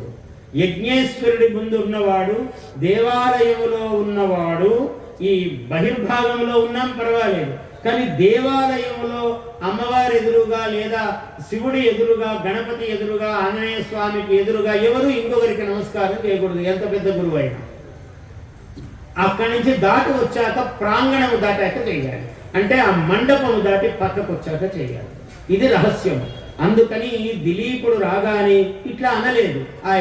ఆయన పాటికి ఆయన ఉన్నాడు, ఈయన పాటికి ఈయన యాగం చేస్తూ ఉన్నాడు. అంతా యాగము అయిపోయిన తర్వాత యజ్ఞానంతరము ఆయన ఆసనము దిగి ఇలా తిరిగి వచ్చి కూర్చున్నాడు.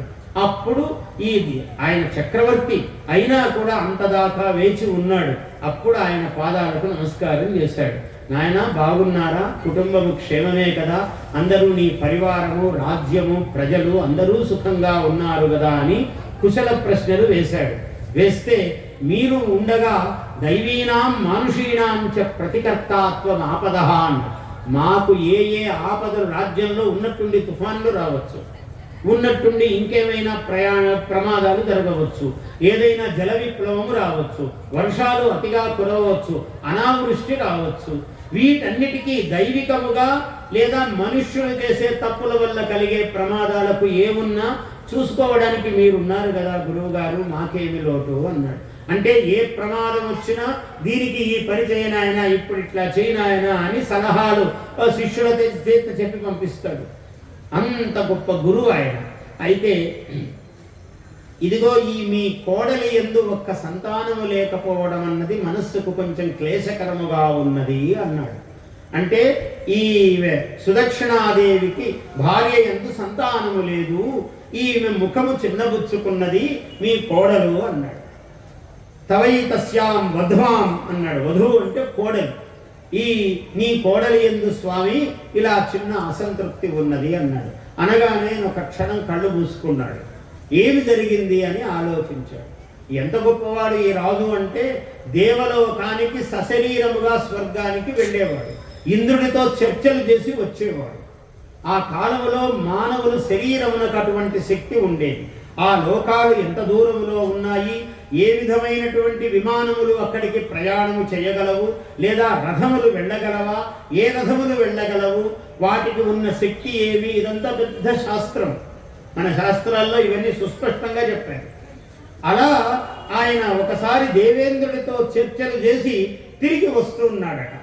ఎందుకు ఈరోజు తొందరగా నేను ఇంటికి వెళ్ళాలి అనుకున్నాడు. ఎందుకు? ధర్మశాస్త్రం ఎంత గొప్పది అంటే, ఋతుస్నాతాం ఇమాం స్మరన్ అన్నాడు. కళ్ళు మూసుకొని మళ్ళీ తెరిచి చెప్పాడు, నాయనా నువ్వు ఒకరోజు దేవేంద్రుడి దగ్గరికి వెళ్ళి వస్తున్నావు. ఈ 5 రోజుల స్నానం అయ్యాక ఋతుస్నాత అయినటువంటి భార్య దగ్గర భర్త ఉండాలి. ఇది ధర్మం. అప్పుడు ఉండకపోతే ధర్మలోపం చేసినట్లు అవుతుంది. అప్పుడు భార్యతో భర్త ఉన్నట్లయితే ఉత్తమ సంతానము కలుగుతుంది అని ధర్మశాస్త్రం చెప్పారు. అందువల్ల ఆమె దగ్గర లేకపోతే ధర్మలోపం అవుతుంది కదా అని భయం చేత నువ్వు త్వరగా వస్తున్నావు రథములో. అప్పుడు ప్రదక్షిణ క్రియార్హాయాం తస్యాం త్వం సాధునాచరః అన్నాడు. ఎవరిని చూస్తే ఆగి ప్రదక్షిణం చేసి నమస్కారం చేసి ఆమెకు పూజ చేసి వెళ్ళాలో అటువంటి ఒక కామధేనువు కల్పవృక్ష ఛాయలో పడుకొని నెమరు వేసుకుంటూ ఉందట. ఈమెను నీవు చూడలేదు నాయన, నీ ధర్మలోపం అవుతుందని నీవు తొందరపడి వస్తున్నావు కదా, ఉత్తమ సంతానము కలుగుతుందని వస్తున్నావు కదా, ఆ వచ్చే తొందరలో కల్పవృక్ష ఛాయలో కూర్చుని నెమరు వేసుకుంటూ ప్రశాంతమైన తపోమూర్తి అయి కూర్చున్నటువంటి కామధేనువుకు నీవు ప్రదక్షిణ నమస్కారం చెయ్యకుండా ఆమె వైపు చూడకుండా వచ్చేశావు. అప్పుడు ఒక ప్రమాదము జరిగినది. ఏమి జరిగింది? ఆమె అన్నదట, కామధేను ఇలా చూసి, నీవు దేనికోసం వెళుతున్నావో అది నీకు సిద్ధించదు పో అన్నది. శాపాక్షరాలు వదిలినది ఆ కామధేనువు. ఆ కామధేనువు యొక్క శాపాక్షరాలు అక్కడ ఆకాశ గంగ పారుతున్నటువంటి శబ్దము, నీ రథచక్ర ఘోష, రథచక్రములు కదులుతూ ఉన్న ఆ శబ్దము, ఈ 2 శబ్దాలలో నీ మనస్సు త్వరితగతిగా ఉండడము, ఈ 3 కారణాల చేత నీవు ఆ శాపాక్షరాలు నీకు వినపడలేదు, నువ్వు గ్రహించలేదు అని అప్పుడు ఆయన చెప్పాడు. చూసారా అంటే, ప్రదక్షిణ క్రియార్హాయాం తస్యాం త్వం సాధునాచరః. దీన్ని ఏమన్నాడంటే, క్రియా ఎవరికి పూజా క్రియ చెయ్యాలో వాళ్లకు చెయ్యకపోతే పాపము దోషము అన్నారు. లోకంలో గొప్పవాళ్ళు ఉంటారు, వాళ్ళను గుర్తించకుండా గుణహీనులను గొప్ప చేసి కూర్చోబెడుతుంటారు. ఒక్కొక్కసారి సాధారణమైన వాడిని చాలా ఇదండి అదండి అని, నిజంగా గొప్పవాడు ఉంటాడు, అదేమిటండి నేను ఇంత గొప్పవాడిని ఉంటే ఆయనకు చేస్తారా అని అనడు ఆయన బయటికి. ఓహో ఏమో కాలం వైపరీత్యం అలా ఉంది అని అలా అనుకున్నాడంటే ప్రమాదం. దుర్భిక్షం మరణం భయం, ఆ రాజ్యంలో 3 రాజ్యం వెళ్తాయిరా అన్నాడు. వీటిని వివరం చెప్పొద్దు మళ్ళీ నేను ఆ పదాలకు. అందువల్ల అంత ప్రమాదం అన్నాడు. అందుకని రాజైన వాడు, ప్రభు అయిన వాడు చాలా జాగరూకుడై ఉండాలి. ఎవరిని గౌరవిస్తున్నాడో తెలివి గలవాడుగా ఉండాలి, ఎవరిని ఎంత గౌరవించాలో తెలివైన వాడై ఉండాలి. ఈ ధర్మములన్నీ పాటించాలి. ఇక్కడ ఎప్పుడైతే ఈ ధర్మము తప్పాడో ఆ కామధేనువు శపించినది. ఇప్పుడు ఆ కామధేనువు యొక్క మనుమరాలు నందినీ ధేను అని నా ఆశ్రమంలో ఉంది నాయన. 40 రోజుల పాటు నీవు ఏకాగ్రముగా ఈ నందినీ ధేనువును సేవించు, నీకు సంతానము కలుగుతుంది అని ఆశీర్వదించారు గురువుగారు. ఇలా చెబుతూ ఉండగానే అప్పుడు అడవికి మేతకు తోలుకుపోయారు ఆవును. అది అప్పుడే వస్తోంది. నాముని కీర్తిత ఏవ తత్ ఉపస్థితేయం కళ్యాణి. ఈ శబ్దాలు ఎంత గొప్పవి అంటే మీకు అవి చదివి చెప్తూ ఉన్నా. నా మనస్సులో నేను జీవితం అంతా చదవడమే చేశాను, అందువల్ల అవన్నీ నాకు వస్తూ ఉన్నాయి. ఈ శబ్దాలు వినడం పుణ్యం మీకు. అందుచేత ఉపస్థితేయం కళ్యాణి, ఆ కళ్యాణ స్వరూపిణి అయినటువంటి గోమాత అప్పుడే వచ్చిందట అడవి నుంచి. దాని కొమ్ములు ఎలా ఉన్నాయంటే ఇలా ఉన్నాయట. కాళిదాసు వర్ణనం చెప్పాలా, ఇంకా మహాద్భుతంగా వర్ణించాడు. ఇలా శృంగాంతరం ద్వారమివ అర్థసిద్ధే అన్నాడు. ఏమన్నాడు మొదట, అయ్యా ఎవరినన్నా అంటాం కదా, ఈ రండి రండి ఇప్పుడే మీ గురించే అనుకుంటున్నాం, మీరు వచ్చారు, మీకు 100 ఏళ్ళు అంటాం మనం ఒక్కోసారి. కానీ మనం అన్ని మంచి మాటలే మాట్లాడుకోవడం. అప్పటి వరకు వాడి గురించి ఆయన అట్లాంటి వాడు ఇట్లాంటి వాడిని మాట్లాడుతుంటాం. కనపడగానే మీ గురించి ఇప్పుడే మాట్లాడుతున్నాం అంటే బాగా తిట్టుకున్నారా అంటాడు. అవతల వాడికి కూడా అంత నమ్మకం, బాగా తిట్టుకున్నారా నన్ను గురించి అంటాడు.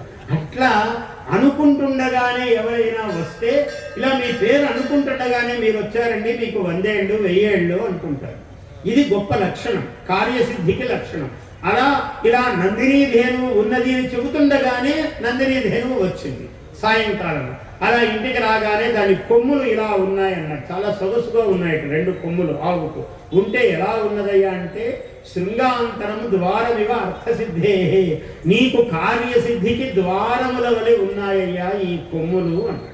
ద్వారం ఎట్లుంటుంది, ఇలా అందంగా మనం అలంకరిస్తాం, ఇట్లా 2 అటు ఇటు స్తంభాలు పెట్టి అలంకరిస్తాం. అటువంటి నీ కార్యసిద్ధికి ద్వారముల వలె ఉన్నాయి ఈ కొమ్ములు అని కాళిదాసు అభివర్ణించాడు.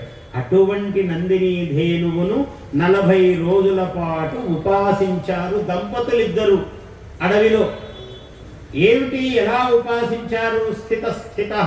స్థితాం స్థితః ఉచ్చలిత ప్రయాతాం నిషేదుషీం ఆసనబంధధీరః.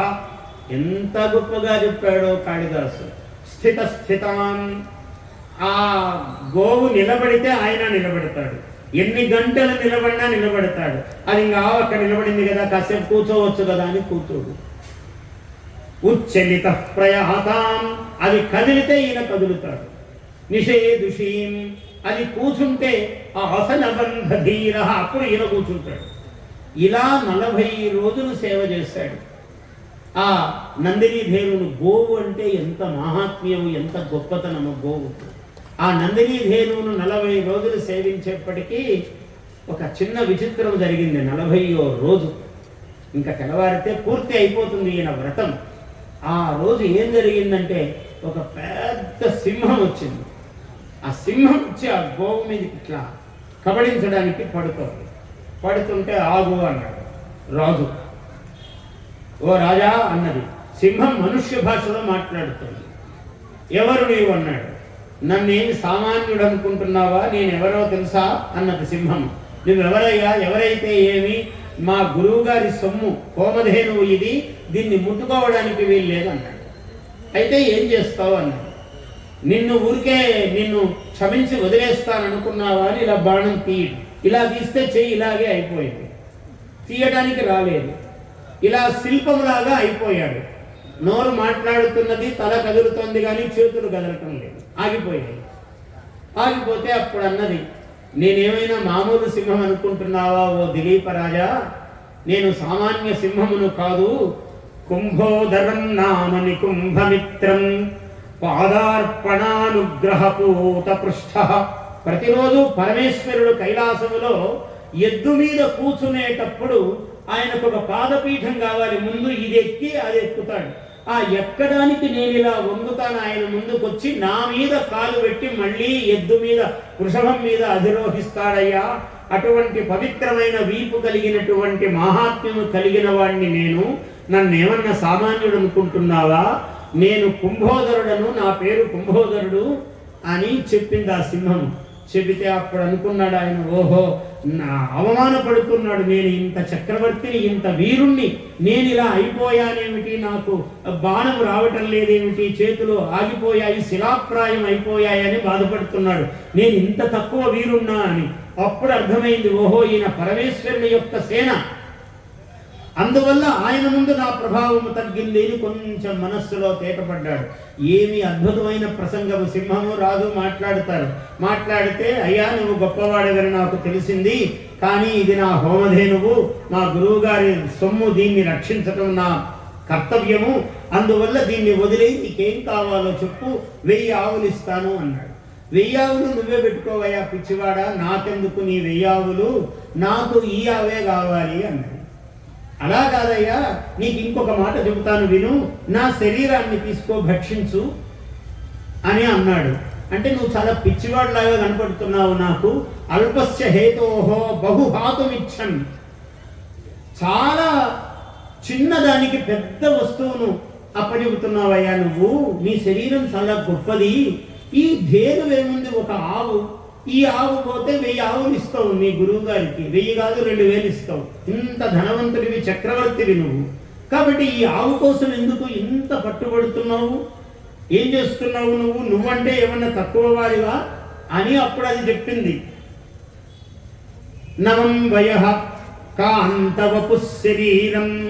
నీ శరీరము చూస్తే ఇంత సుందరుడివి, 6 అడుగులు ఉన్నావు, ఇంత అందంగా ఉన్నావు, నీ ముఖము వర్చస్సు తేజస్సు ఇంత గొప్పది, నవయౌవనములో ఉన్నావు, బలిష్టమైన శరీరం కలిగి ఉన్నావు. అల్పస్య హేతో, చిన్న ఆవు కోసము ఏకాతపత్రం, మొత్తం సామ్రాజ్యానికి నువ్వు తప్ప ఇంకా సామంతరాజులే గాని ఇంకొక రాజు లేడు, భూమండలం అంతా నీ అధీనములో ఉన్నది. ఏకాతపత్రం జగత ప్రభుత్వం నవం వయః కాంతమిదం శరీరం. ఇన్ని కలిగిన వాడివి, ఇంత చిన్న ఆవు కోసం నీ శరీరము ప్రాణములు ఇస్తానంటావే, నాకు నీవు పిచ్చివాడిలాగా కనపడుతున్నావు అన్నాడు. నేను పిచ్చివాడినైనా పర్వాలేదు సింహమా, నీవు దీన్ని ముట్టుకోవడానికి వీల్లేదు, నా ప్రాణములుండగా దాన్ని నువ్వు స్పృశించడానికి వీల్లేదు అన్నాడు. సరే, నువ్వు ఇంతగా ఇలా చాలా చర్చ జరుగుతుంది, ఇంత తొందరగా కాదు, మిమ్మల్ని అంతసేపు కూర్చోబెట్టడం ఇష్టం లేక తెలియచేస్తున్నాను. చాలా చర్చ జరిగింది. అన్నీ అయ్యాక సరే నువ్వు ఇంతగా చెప్తున్నావు కాబట్టి నీ శరీరము కూడా చాలా సుందరమైనదే, ఆవు కన్నా ఆవెంత బలిష్టమో నువ్వు కూడా అంత బలిష్టమైనవి కాబట్టి అయిన వాడివి కాబట్టి ఈ పూట ఆహారానికి నాకు నువ్వు సరిపోతావు కాబట్టి సరే అంటున్నానయ్యా, నీ ఆవును సంహరించను, నిన్ను ఆహారంగా తీసుకుంటానని మొత్తం మీద సింహాన్ని ఒప్పించాడు దిలీప మహారాజు. ఒప్పిస్తే ఎప్పుడైతే ఒప్పించాడో తల వంచాడు. దాని ముందు తల వంచి ఇంకా ఆహారముగా తీసుకోమని చేతులు ముడిచి దాని ముందుకు ఇలా తల వంచాడు. వంచితే ఏమిటి ఆ సింహము యొక్క ఆ చేతి యొక్క దెబ్బ పడుతుంది తన మీద అని అనుకుంటుండగా పుష్పవృష్టి కురుస్తోంది. తల ఎత్తాడు. ఏమైంది? ఈ ధేనువు అక్కడ అమ్మవారుగా ప్రత్యక్షమైనది. నన్నెవరు ముట్టుకుంటారు నాయన? నేను కామధేనువును, నన్ను ముట్టుకోగల వాళ్ళు 3 లోకముల యందు నన్ను పట్టుకోగల వాళ్ళు లేరు. కానీ నీ భక్తిని పరీక్షించడానికి సింహముగా నేను ఇక్కడ వచ్చాను.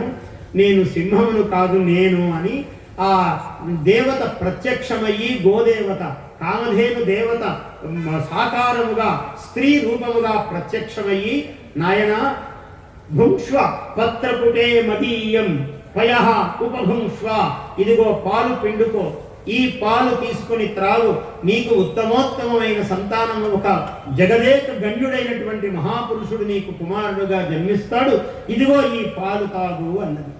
40 రోజులు కష్టపడ్డాడు కదా అండి. మనం ఏదైనా ఒక వ్రతం చేశామంటే 41 రోజు వరమిస్తామంటే హడావిడి పడిపోయి ఇంకా అయిపోయిందండి అని గబగబా పంచ మార్చేసుకుని మన మడి చీర వదిలేసి ఇంకా వెళ్ళి. కానీ ఆయన దిలీపుడు ఎంత గొప్పవాడో చూడండి. ఈ మాట చెబితే ఆయన పాలు తీసుకున్నాడు.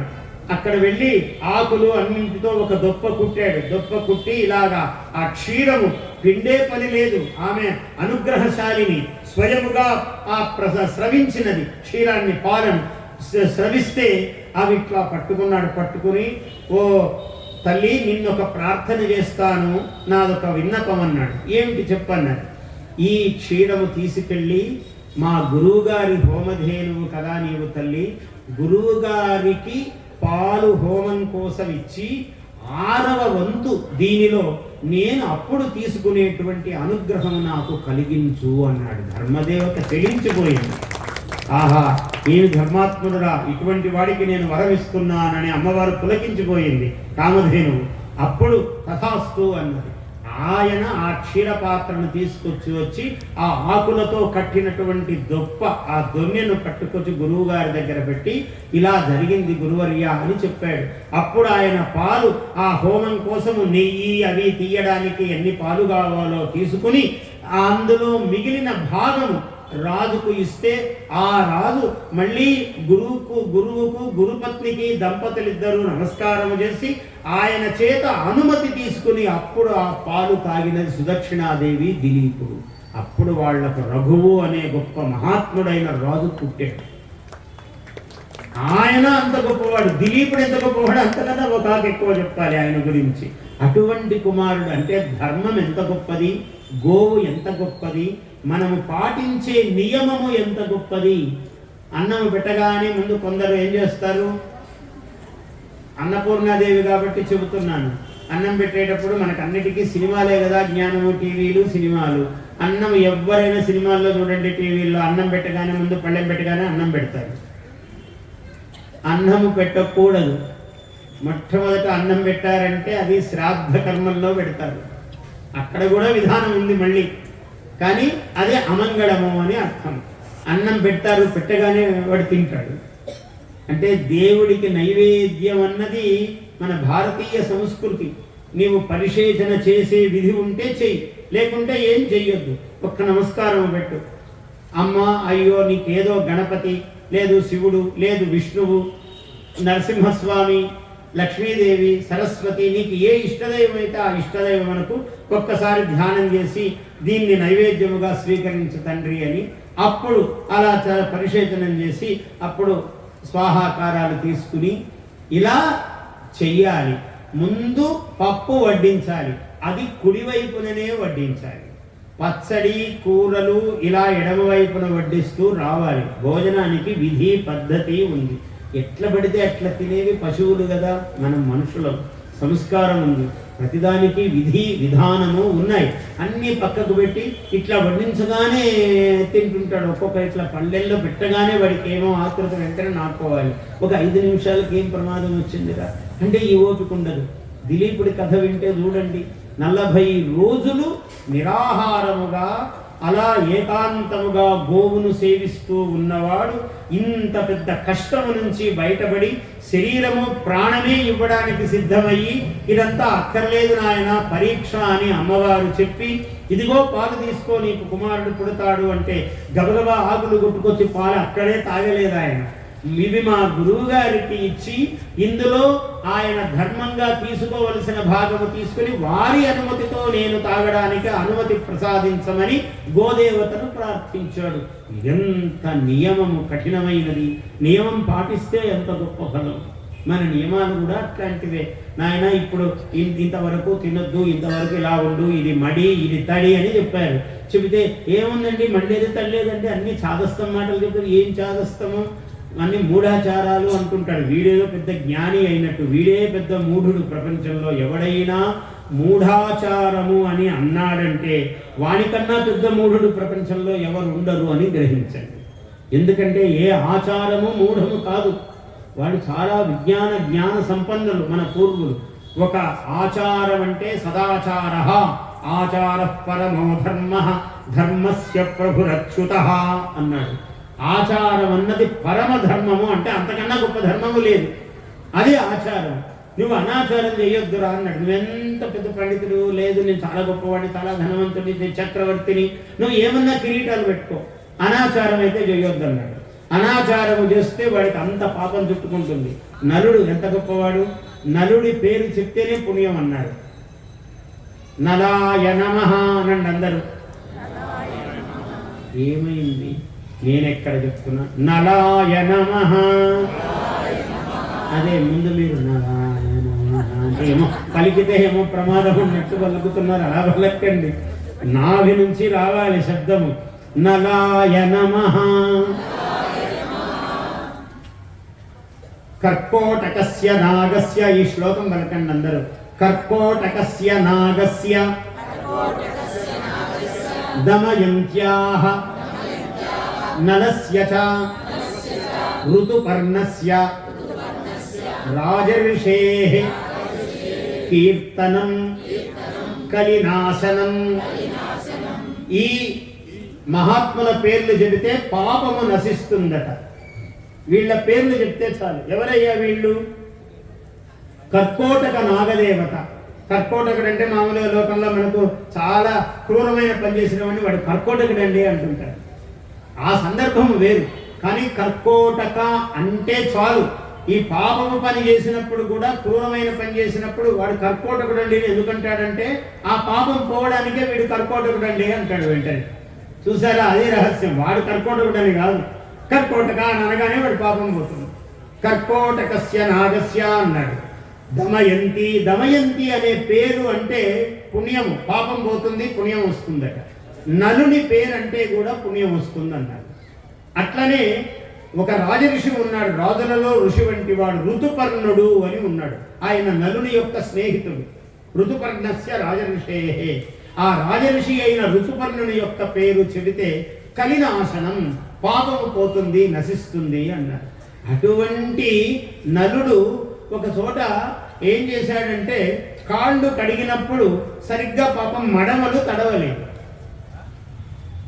చిన్న విషయం, అందరూ కాళ్ళు బాగా కడుక్కోండి, మడమలు తడిసేటట్టు అని చెప్తుంటారు ఇళ్లల్లో.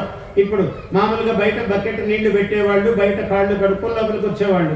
ఇప్పుడు లేదు, అట్లనే లోపలికి రావాలి, వాడు వంటిల్లు దాటి అవతలికి పోతే కానీ బాత్రూమ్ ఉండదు. బాత్రూమ్ సంస్కృతి వచ్చి మనకి ఇవన్నీ పోయి ఈ సౌభాగ్యాలన్నీ ఏర్పడ్డాయి. వాడు బయట కాళ్ళు కడుక్కునే వీలు లేదు, అలా అంతా తొక్కుకుంటూ పోవాలి. అంటే ఇప్పుడు ఆధునిక శాస్త్రం ప్రకారం కూడా క్రిమి కీటకాలు అన్నీ ఎక్కడెక్కడో నడిచొచ్చాడు. ఆ చెప్పులు వేసుకొని వచ్చాడు. ఇప్పుడు చెప్పులు కూడా బయట పెట్టాం, వాటిని కూడా లోపల తీసుకుపోయి భద్రంగా బీరువా లాంటి దాంట్లో పెట్టుకోవాలి. అటువంటి వైభవంలో ఉన్నాం మనం అందరం కూడా. ఇటువంటి సంస్కారము సౌకర్యాలు అట్లా వచ్చాయి, మనమేం చేస్తాం, కాలం ఏషా రీతి, ఇలా జరుగుతుంది కాలం. అందువల్ల కాళ్ళు కడుక్కోవాలన్నాడు. ఈ కాళ్ళు మడమలు కనుక తడవకుండా కడిగితే ఇది శనిస్థానం అన్నారు. పాదాలు మామూలుగానే శనిస్థానములు, ఇక్కడ శని ప్రకోపిస్తాడు అన్నారు. అందుకనే అది ఒక ప్రదేశం ఉంది తమిళనాడులో, ఆ శని క్షేత్రం. అక్కడ ఈ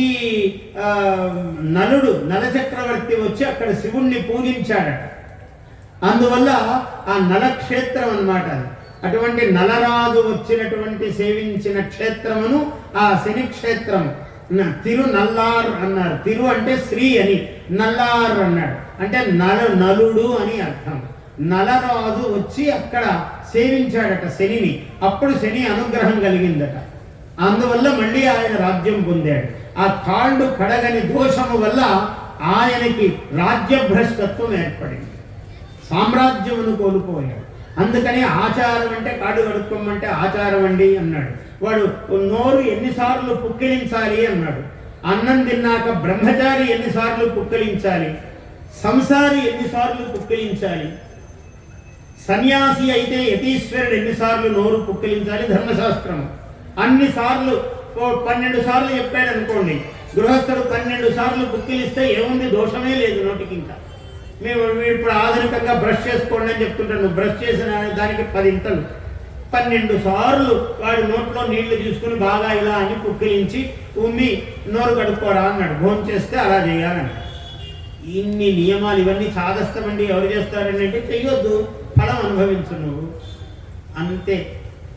అందువల్ల ఇవన్నీ కూడా అశ్వత్థామ బలిర్వ్యాస హనుమాంశ్చ విభీషణ కృపః పరశురామశ్చ సప్తైతే స్థిరజీవిన. పరశురాముడు చాలా భూమండలమునే దానము చేసినటువంటి మహానుభావుడు, పితృవాక్య పరిపాలనములో అగ్రగణ్యుడు పరశురాముడు. అంత గొప్పవాడు. కార్తవీర్యార్జునుడంతటి వాణ్ణి, 1000 చేతుల వాణ్ణి ఆయన అరటి బోదెల వలె 1000 చేతులను నరికి యుద్ధములో జయించినవాడు పరశురాముడు. కార్తవీర్యుణ్ణి నిర్జించినవాడు. అంత గొప్పవాడు పరశురాముడు. కృపః పరశురామశ్చ. మహేంద్ర పర్వతముపై ఇప్పటికీ చిరంజీవిగా ఉన్నారు. తక్కిన వాళ్ళంతా హిమాలయాల్లో ఉన్నారు అన్నారు. అంటే భూమిని సమతుల్యము చేయడానికి మహేంద్ర పర్వతానికి వెళ్ళాడు ఈయన పరశురాముడు. అక్కడ దాన్నే మనం మలయ పర్వతము అంటాం. అక్కడి నుంచి వచ్చే గాలులు చల్లగా ఉంటాయి. దక్షిణపు గాలి మంచిది ఎప్పుడూ కూడా. ఇల్లు వాస్తు ప్రకారం నిర్మాణం చేయాలంటే దక్షిణము నుంచి గాలి రావడానికి అనుకూలం ఉండాలి. ఈ దక్షిణపు గాలి చాలా మంచిది. మీరు ఎప్పుడైనా గమనించండి, మలయానిలము అంటారు. కావ్యాల్లో కవులందరూ వర్ణిస్తారు మలయానిలము వీస్తున్నది అని. ఆ మలయ పర్వతము దక్షిణంలో ఉంటుంది. మలయశ్చందనాలయ అన్నారు. అన్నీ చందన వృక్షాలే ఉంటాయి అక్కడ. దానివల్ల అక్కడి నుంచి వచ్చేటువంటి గాలి ఆరోగ్యప్రదమైనది, ఆయుప్రదమైనది మానవుడికి. అందువల్ల ఆ గాలి గొప్పది అన్నారు. అటువంటి దక్షిణ పర్వతము మీద, ఆ మలయాచలము మీద నిలయముగా ఉన్నాడు పరశురాముడు. ఆయన చిరంజీవి. ఇలా 7 మంది చిరంజీవులు. అసలు చిరంజీవిత్వానికి మూల కారణం ఏమిటంటే అన్నము. అన్నపూర్ణాదేవి ఆధారము. ఆమె అనుగ్రహమే ఈ చిరంజీవులందరికీ కూడా. అన్నపూర్ణాదేవి బంగారు గరిటెతోడి ఆమె బంగారు గరిటెతో వడ్డిస్తుందట. ఇక్కడ కూడా చూశాను, గరిటె పెట్టారు, చాలా బాగుంది. అది బంగారముది కాకపోయినా అలా ప్రకాశిస్తూ ఉన్నది. బంగారముదే అయితే కూడా సంతోషం. అంటే ఒక ఆకృతి. కాశీపురంలో ఆమె బంగారు తెడ్డు, బంగారు గరిట పట్టుకుని ఉంటుంది అన్నపూర్ణాదేవి. అటువంటి అన్నపూర్ణాదేవి అన్నం యొక్క ప్రాధాన్యము. ఏ అన్నేషు వివిధ్యంతి పాత్రేషు విభతో జనాను ఏ పథాం పథిరక్షయ ఐల వృధాయం యుధ అని నమకములో చెప్తాడు. నమకము రుద్రము మంత్రం అది. ఆ రుద్రములో ఏ అన్నేషు వివిధ్యంతి పాత్రేషు విభతో జనాను ఏ పథాం, ఇది మంత్రం. అంటే ఏ అన్నేషు వివిధ్యంతి, ఏ ఏ పాత్రలలో పాత్రలలో అన్నము చేయబడినదో, వివిధ విధములుగా ఏదైతే వండబడినదో అని చెప్తూ ఉన్నాడు. అంటే పాత్రలు అన్నపూర్ణ స్వరూపము, అన్నము అన్నపూర్ణ స్వరూపము, వంట ఇల్లు అన్నపూర్ణ స్వరూపము. ఆ వంట ఇంటిని అనుగ్రహించే, వంట ఇంటిని అనుగ్రహించే ఇల్లాలు అన్నపూర్ణ స్వరూపము. ఏదో అందరు చెప్తూ ఉంటారు ఆ వంటింటి ఇది అని అంటే, అట్లా ఎవరు అనరు, అనకూడదు. వంటింటి అంటే వంటిల్లు నీ జన్మకే మూలము, వంటిల్లు నీ ఆయుర్దాయమునకు మూలము. అది తక్కువ చేయవలసింది కాదు, సర్వోత్కృష్టమైనటువంటి స్థానం. ఈ ఒక మహానుభావుడు యజ్ఞము చేస్తే ఎంత గొప్ప, ఒక గృహిణి వంటింట్లో ఉందంటే యజ్ఞశాల కన్నా గొప్పది వంటింటి. అది వంటింటి యొక్క మహాత్మ్యము. వంటింట్లో ఉన్న అమ్మ అంత గొప్పది. అమ్మ నీకు ఆయుర్దాయమును, ప్రాణమును. అందుకే కదా ఏమన్నాడు, శంకర ప్రాణవల్లభే అన్నారు అమ్మవారిని, అన్నపూర్ణాదేవిని.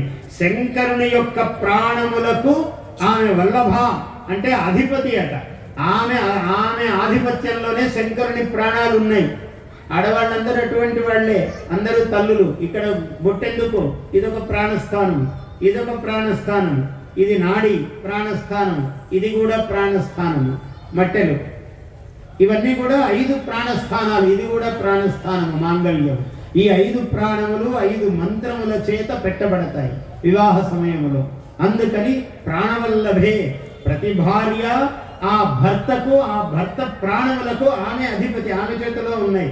నా మాంగళ్యము, నా సౌభాగ్యము అంటుంది. అంటే ఆమె సౌభాగ్యమే నువ్వు వేరే లేవు. ఆమె సౌభాగ్యంలోనే నువ్వు ఉన్నావు. ఆమె బాగుంటేనే నువ్వు ఉన్నావు. ఆమె కంట తడిపెడితే నువ్వు లేవు. ఆమె ఎంత ఆనంద స్వరూపిణిగా ఉంటే నీవంత ఐశ్వర్యవంతంగా ఉన్నావు. ఇది రహస్యం. ఇది అన్నపూర్ణాదేవి యొక్క మహిమ. ఇవాళ మనం మాట్లాడుకున్నాం. మీ అందరికీ కూడా ఆయురారోగ్య ఐశ్వర్య సిద్ధిరస్తు, అన్నపూర్ణాదేవత కృపా కటాక్ష సిద్ధిరస్తు. ఈ దేవాలయమును ఇక్కడంతా పరిపాలన అని అనకూడదు, సేవ అనే అనాలి. ఎందుకంటే ఎవరు పరిపాలిస్తాం? దేవతలను మనమా పరిపాలించేది.